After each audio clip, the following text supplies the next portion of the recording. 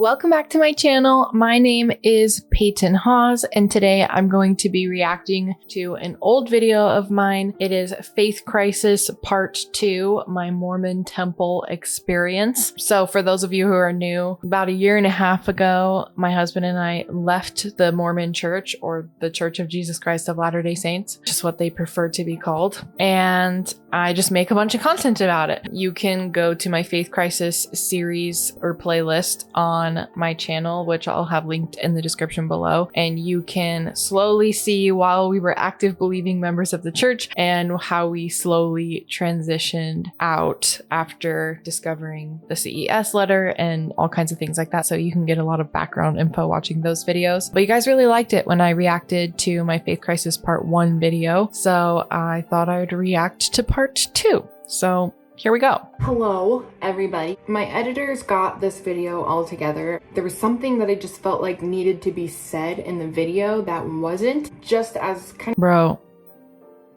my acne. I'm not gonna judge myself. I'm gonna be nice to myself, but I'm just like, whoa, my skin cleared up.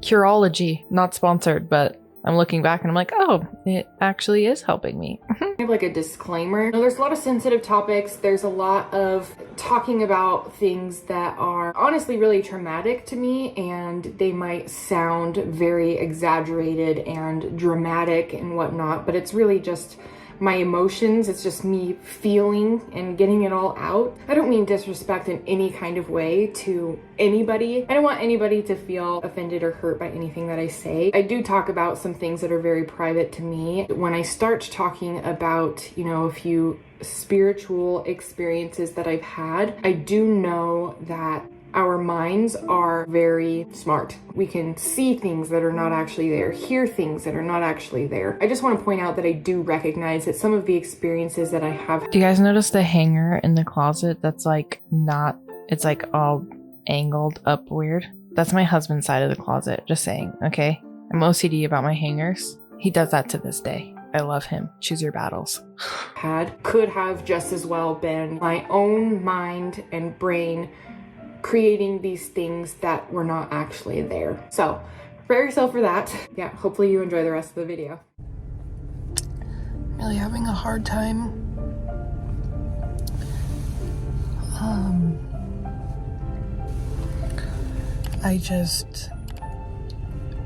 I'm just questioning everything, and I don't know what's true anymore. I think with everything that the church teaches has just been, instilled in me my entire life. I don't know what to do, because I always thought that that was something that was just on the surface, and that it was people and it wasn't our doctrine.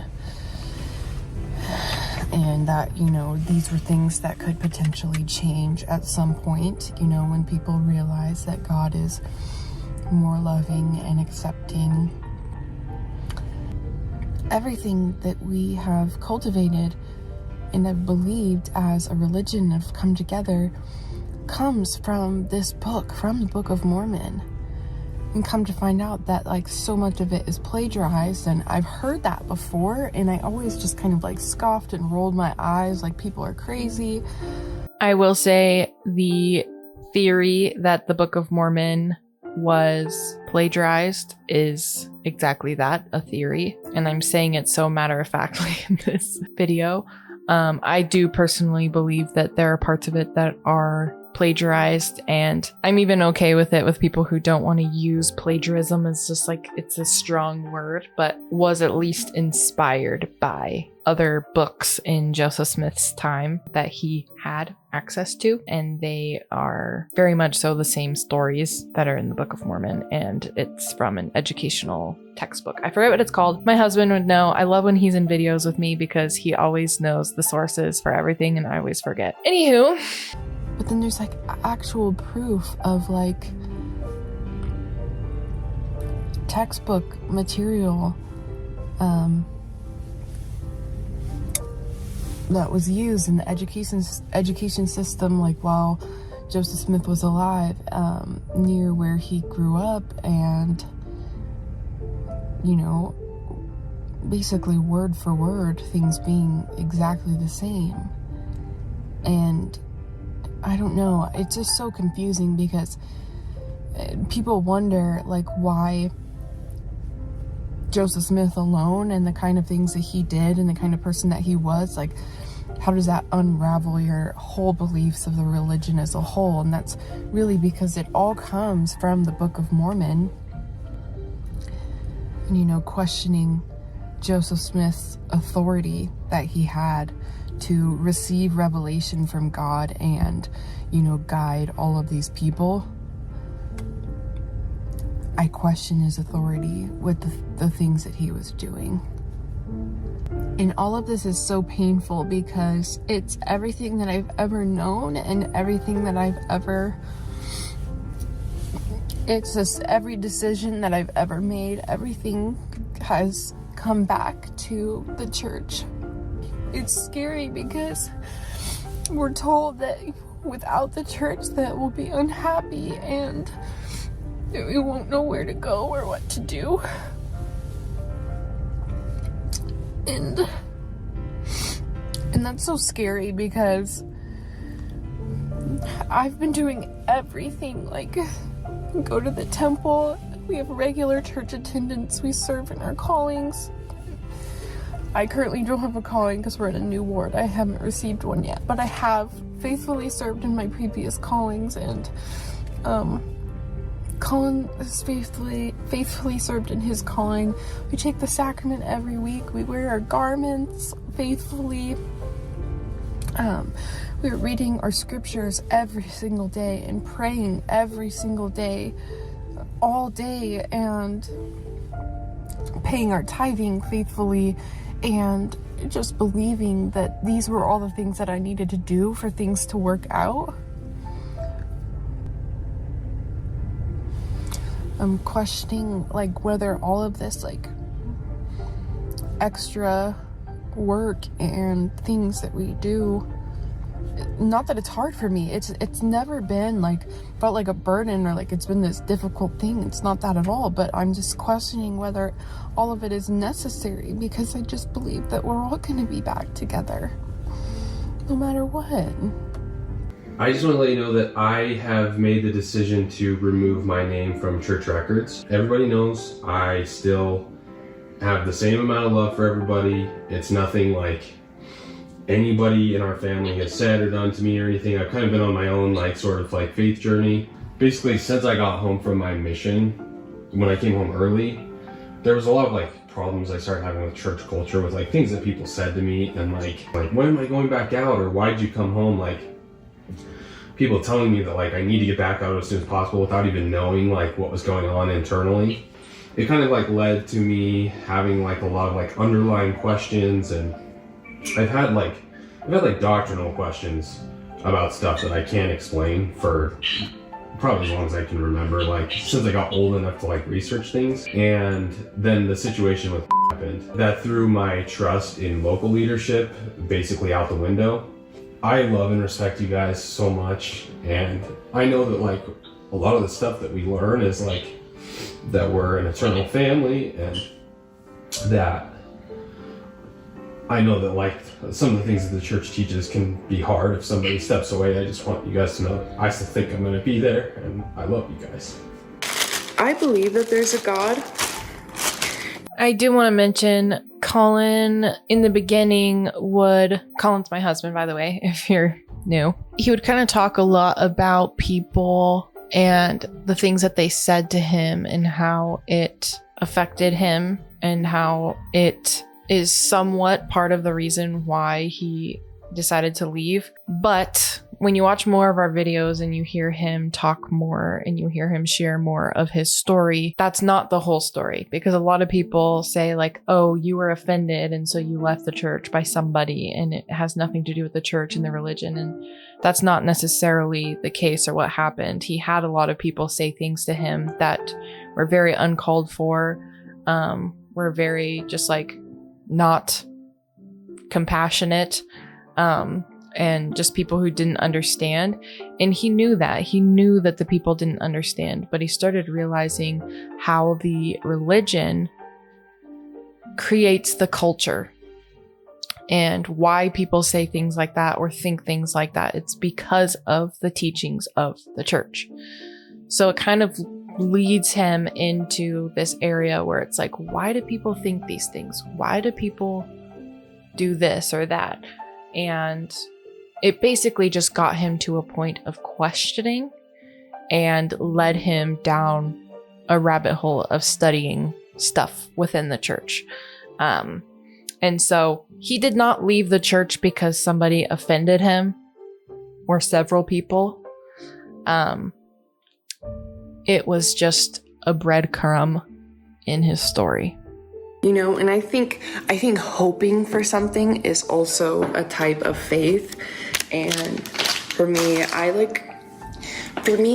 feel like I know that there is something because I've had far too many experiences.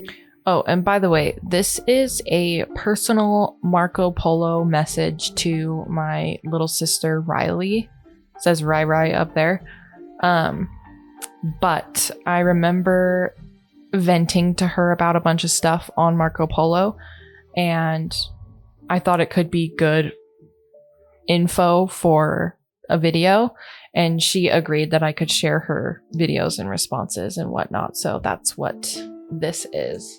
Of like interacting with, I don't know how I would really exactly word this on like camera to the internet, but because of my sister, like basically hearing and conversing with people who have been here and who have died. And in high school, I struggled with seeing things that were evil. And Conrad would also see the same things and describe them to Mom, and I didn't know that. And then Mom would come to me and be like, do you remember this thing that you described to me that was like kind of scaring you? She said, Conrad described the exact same thing to me, and he thinks it's real, and I'm so confused. Mom actually took me to a neurologist, had my brain scanned for an MRI on my brain, all this stuff, because she was convinced that I was schizophrenic when I was telling her about these things that I was experiencing. Everything was coming back like, nope, she's normal. But I believe that there's something that brought us here. You could call it God, you call it the universe. I believe like in some form of like a mother nature.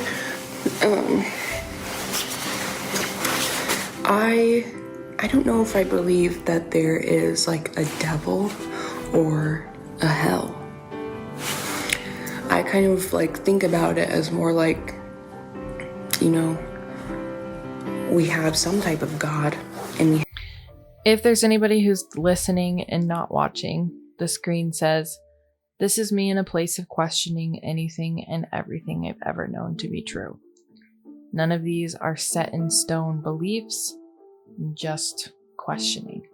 God, and we have like our own agency, and when we have agency, which is like supposed to be God's plan taught in the Mormon church, like that is how we experience emotions and feelings. And you know, that's the whole reason that Adam and Eve had to like be kicked out of the garden, like supposedly a part of his plan, because you know, we needed to be able to know the differences between good and bad and happy and sad and have all of these emotions. And those emotions are going to cause like bad feelings and negative things and just like all of these things. Like, who are we to say that that's like Satan telling us those things? Are we putting blame on someone else for like our decisions? I'm just so confused, and really thinking about like how toxic it is, like. And I know a lot of religions have done this for a long time, and I was like, that's so weird. And I'm like, our church is doing the exact same thing, where they're telling us what we can and can't eat, what we can and can't wear, where we can and can't go on certain days of the week, Sunday. And you know, like, there's a lot of fear-based teachings, and like, if you're not absolutely perfect, you're gonna go to hell. But nobody's perfect, so you just have to make sure you're repenting all the time. And you know, if you question things, you're looked down upon. Like how could you even ask this? Like, whatever. And it's just like talking to us about like pornography and masturbation, and which are perfectly normal parts of a childhood's life, like a kid's life. Like in masturbation, personal opinion, as soon as you're thinking about it, as soon as you're curious, I genuinely believe that you should, I mean, unless you don't want to, but that you should explore your own body and let yourself know your own body. Don't grow up thinking and believing that your genitalia and your sexuality and all of it is closed off to your future spouse, that it's not even yours, that you can't even interact with it because it's no one's except your future spouse's. Like, the whole purity culture thing is insane to me, and it's like there's so much that are like even in the scriptures where it's like thou shalt not kill, and love, you know, God is an all-loving like God, and be kind and do all these things, and those are like amazing things. And then they're like, all right, you talk back to me, like I'm gonna cut your head off, literally. Or like, you know, I don't like what you're gonna say, so I'm just gonna like kill you. Like, God's telling me to kill you because just like you're really obnoxious and it's toxic to, you know, our friend group. Like, there's so much where I'm like, if all of us are imperfect, why are we being told to follow word for word exactly what certain people in the church, like prophets and apostles, why are we being told to follow everything that they say word for word exactly when they are also imperfect human beings who quote unquote sin every day? And if they can make mistakes just as easily as we can make mistakes, why are we just automatically believing these things? Because they also, back in the day, said that black people were evil and couldn't, you know, hold the priesthood. And they were also saying that oral sex is impure and that you can go to hell for having oral sex even if you're married. I feel like I literally just watched a whole episode of a TV show. I don't know how long that was, but it was very long. I remember being like exactly where you are, and I think when I finally took that step, or like got to the point where I didn't believe it anymore, and I knew in my heart that I didn't believe it anymore, it was genuinely very hard for me to accept. It took a long time for me to be able to be like, I don't believe in this anymore, and I know that. I literally remember growing up, and I would hear the way that mom and dad would talk about or like they were inactive, and I would literally hear them talk about how they just like became lazy and that's why they lost their testimony, or they had hate in their hearts, and like that hate, like they had let the devil into their heart basically, and that's why they didn't have testimonies. And just knowing that people in my family who I loved would probably end up talking about me like that. They were talking about how, obviously this is a very simplified version, but they were like, you need to know special handshakes to get into heaven. And I remember hearing that and laughing. I was like, that is ridiculous. Like, the things ex-Mormon people will make up to make us seem crazy, like make us seem like we're some weird cult, like Scientology or something like that. Literally laughing. I feel very betrayed. Everything I've ever known and loved just feels like it was pulled right out from under me. Feels like I've been majorly punked, fooled,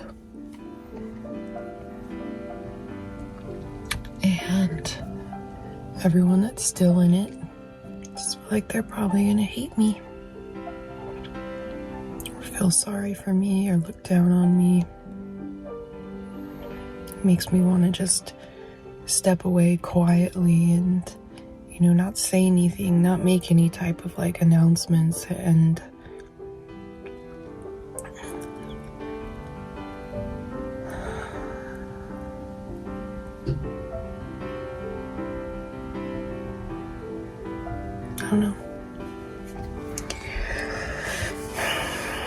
I don't know. Yeah, Honestly, my makeup was pretty fly in that. I'm just gonna say I need to try and remember what eyeshadow palette I had, because I need that again. That's me just like slightly bringing humor into a hard situation. I remember exactly how that feels.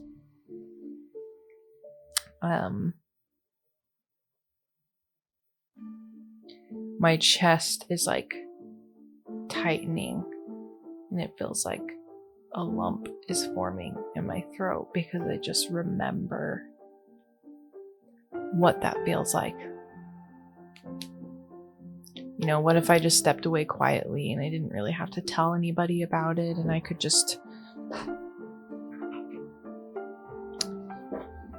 I don't know, pretend or dodge questions or avoid but the whole point of my YouTube channel is I wanted to share my life. And that's was the biggest thing going on in my life. It would be extremely difficult to try and talk about other things. And I ended up getting to the point where I realized how much harm the church has caused and is continuing to cause, and the brainwashing techniques. And I understand that that's a very extreme word if you are a member of the church, and I get that that's not what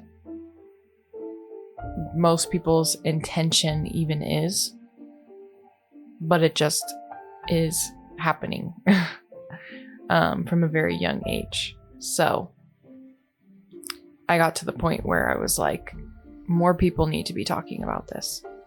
Like, I get that there are other ex-Mormon influencers. I love Cara Burrell. Alyssa Grinfell is really good. The Mormon Stories podcast.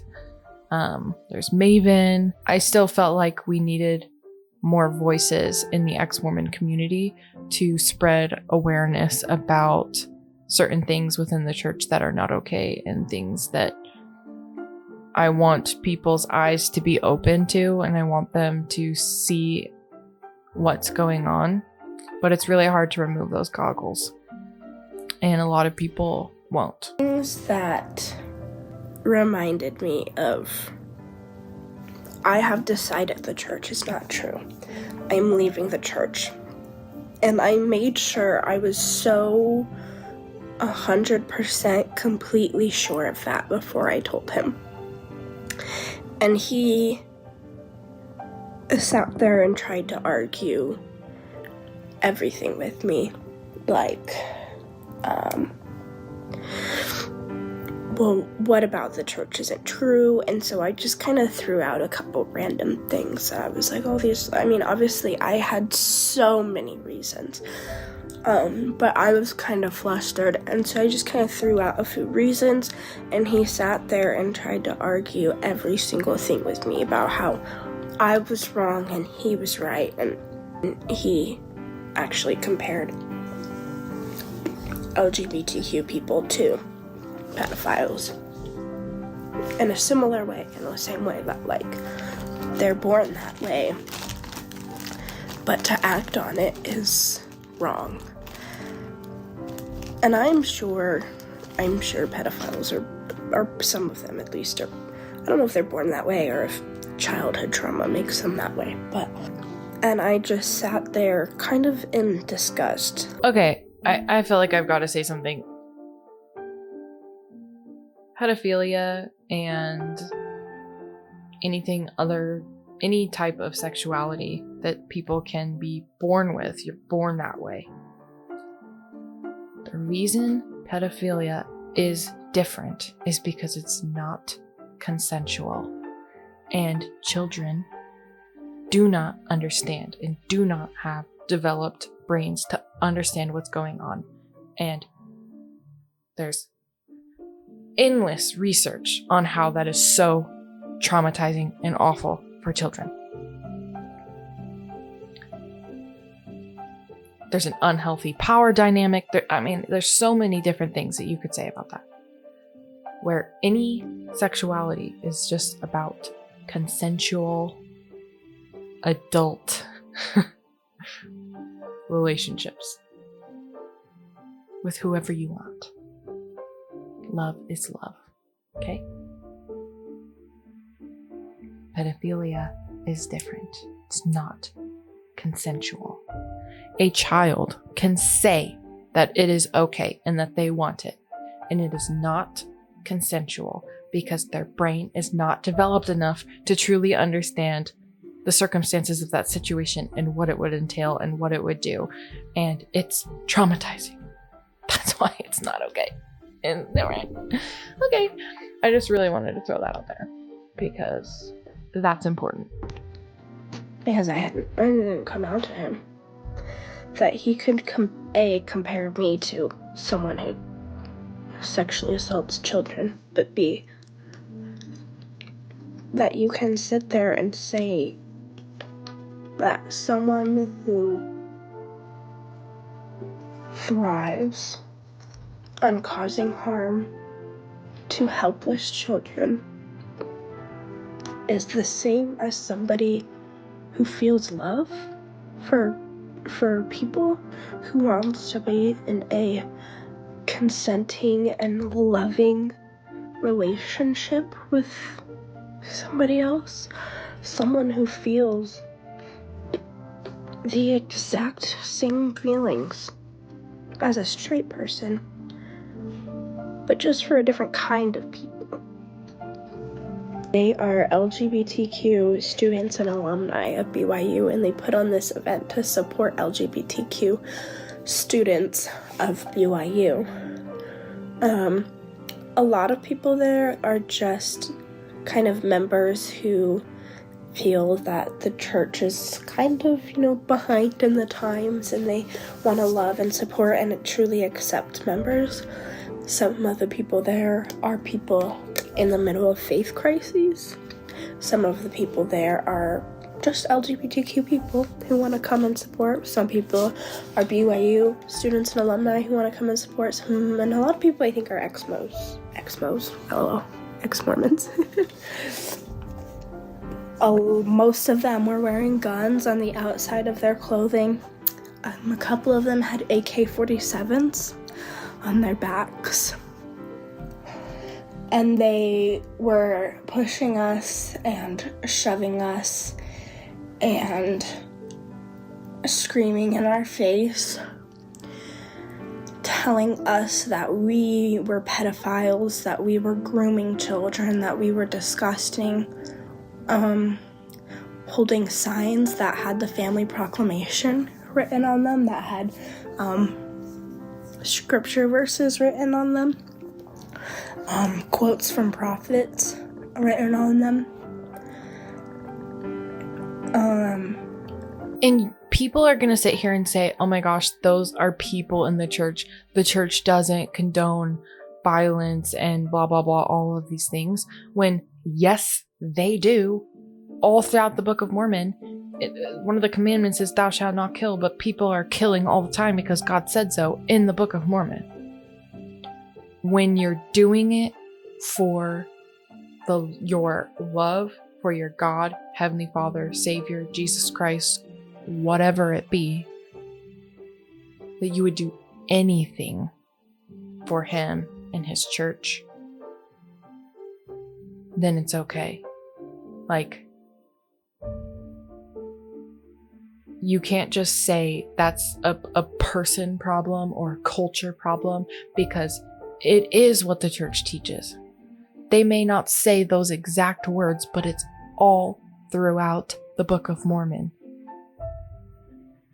Just need to say that. Screaming in our face that we were gonna burn in hell. That kind of proved to me that people who are in the church can be some of the most hateful people. That they can come here and they can threaten our lives with assault rifles, scream slurs in our face, and call us some of the most disgusting things that you can even imagine. So last night something I want to say after that too is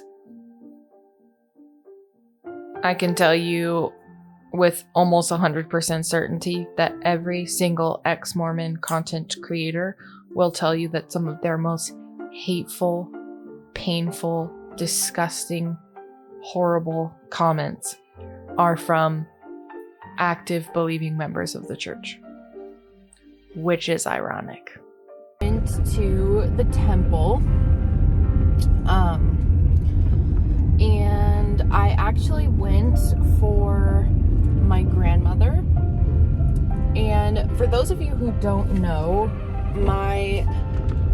when you go to the temple, you're doing work for people who have already died on earth. So you're basically completing ordinances such as like baptisms and stuff like that, sealings, which is like marriage for eternity. You're completing those things for people who have died. You can use just a random person's name in the temple. They keep, people's names who need to get done, and you can just go and just do a random name. Or if there's somebody in your family who's died and you want to do that work for them, you can bring your own name. And so I did it for my grandmother last night. This is my dad's mom. And this is my dad who, for those who don't know, I was adopted by my dad when I was around 2 years old. And I think I just turned 2. My mom remarried when I was that young. And the man he remarried was my dad, and he legally adopted me. He is who I have always known to be my dad because he raised me. But yeah, so it's his mom, because my biological dad's mom is still alive. And she's a member of the church, so she's done all of these works too. So after she passes away, she won't need any work done. So in the temple, one is called initiatories and one is called endowments. So in respect to the church and the religion as a whole, I'm not going to go into major details about what goes on because that is something that they consider sacred. People outside the church like to say secret, but really it's just like for them, it's like basically you have to earn being able to go in the first place. And so it's kind of like a rite of passage, I guess. Like you get to know this information, like if you've done the things that you need to do in order to make it here in the first place. And so that's kind of how I see it anyway. First part for initiatories, I felt really good. What people would tell me is feeling the spirit in the past, but I think really for me it was just like I was feeling good,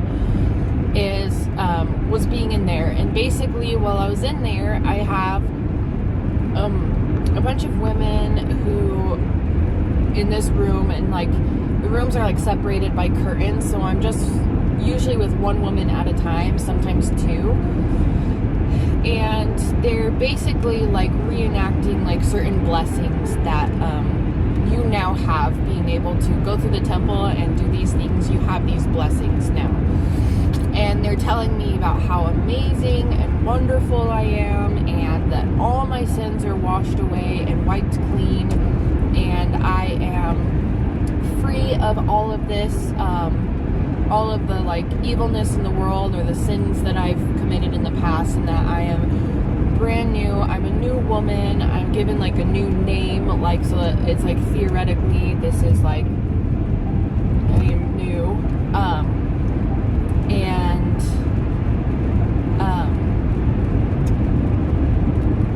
Then she proceeds, she calls me like a queen and a priestess, and that, you know, my husband and I will be rulers over other worlds to come in the eternities.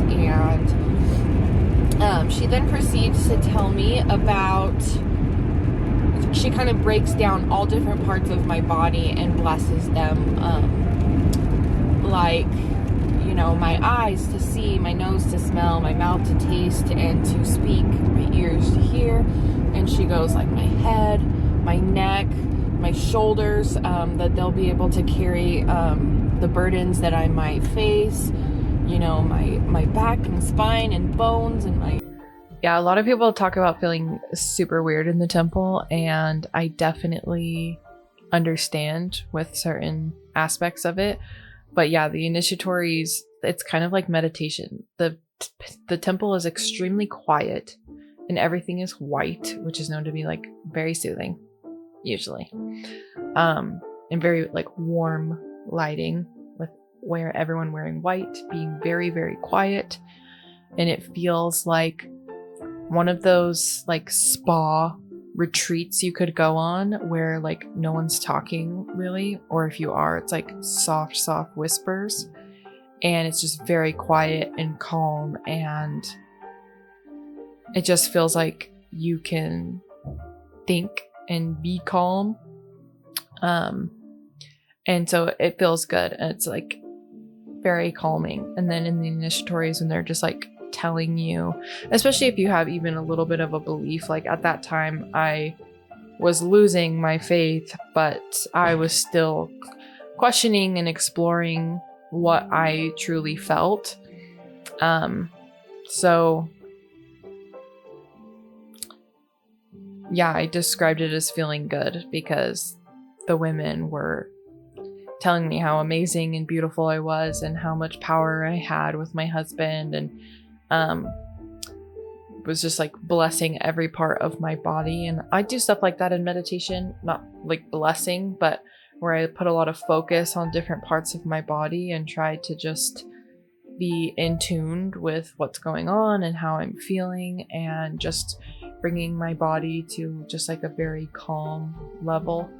And I think that's similar to what I was feeling there. It's like very meditative aura, if you will. Loins, and my, you know, bloodstream, and my reproductive system, that I might, you know, that I'll be able to multiply and replenish the earth with my husband. And mind you, I'm doing all of this in the name of my grandmother, so this isn't like, I'm not supposed to take these things literally as like she's saying them to me, because she's saying them to my grandmother, basically.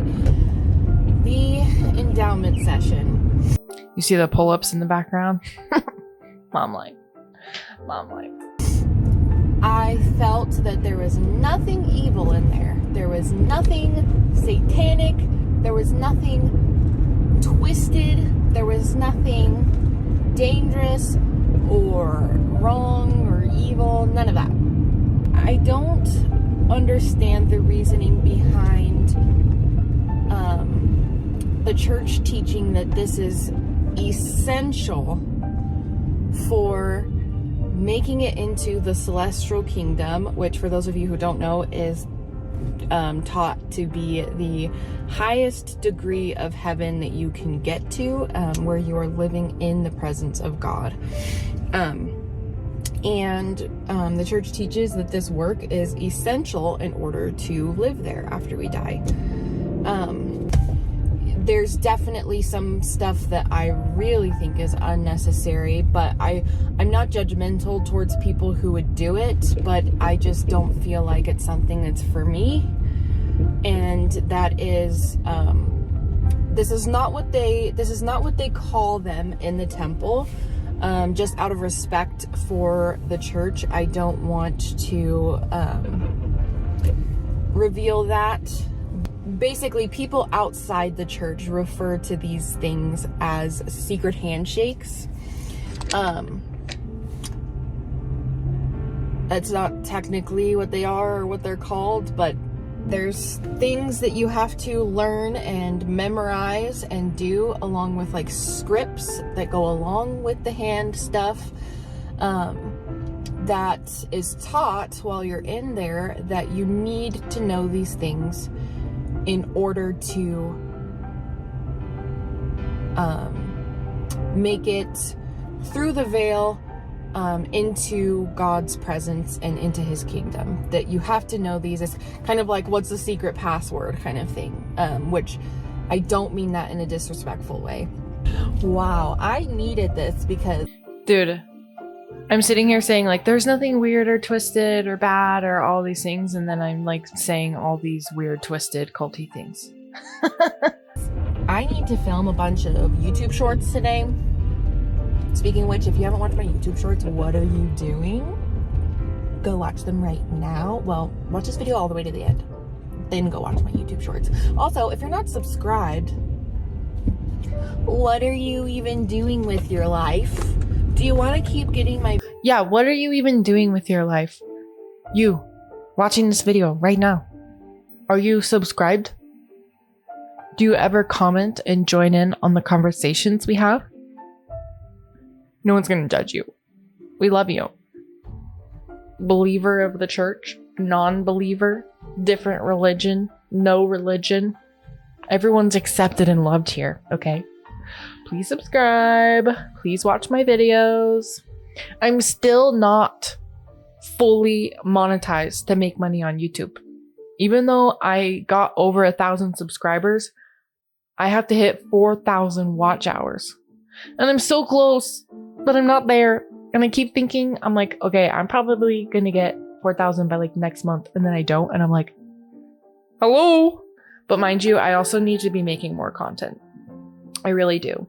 And if that sounded like a fart, that was my freaking foot on the chair. I would admit it if it was a fart, okay? I really would. Videos recommended to you. Do you want to see this more? I want you to see it more. So like, just hit that little red button. Ding, ding. Ding, ding, ding, ding, ding, ding. Subscribe.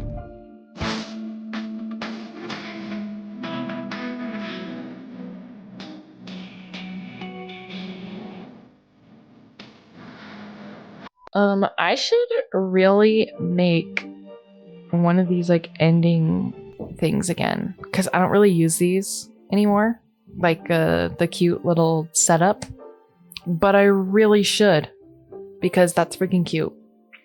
Anywho, sorry the lighting keeps getting weird. I have a ring light in here, but the sun, there's just like clouds that keep covering the sun randomly as they're passing through, so the light's like bright, cloudy, bright, cloudy. It's much better when it's bright. We know it. Well, that was me reacting to my Faith Crisis Part 2 video, my Mormon temple experience. If you liked this video, give it a thumbs up, leave a comment below. Let me know if you want to see me watch my Faith Crisis Part 3 video. If you haven't watched Part 1, you should totally do that. Again, if you're not subscribed, please freaking do it. And yeah, I miss my babies and I want to go hug them and snuggle them and love them and play with them. So I'm gonna end this video now, and I love you so much. Thank you so much, guys, for everything. I love you. Bye.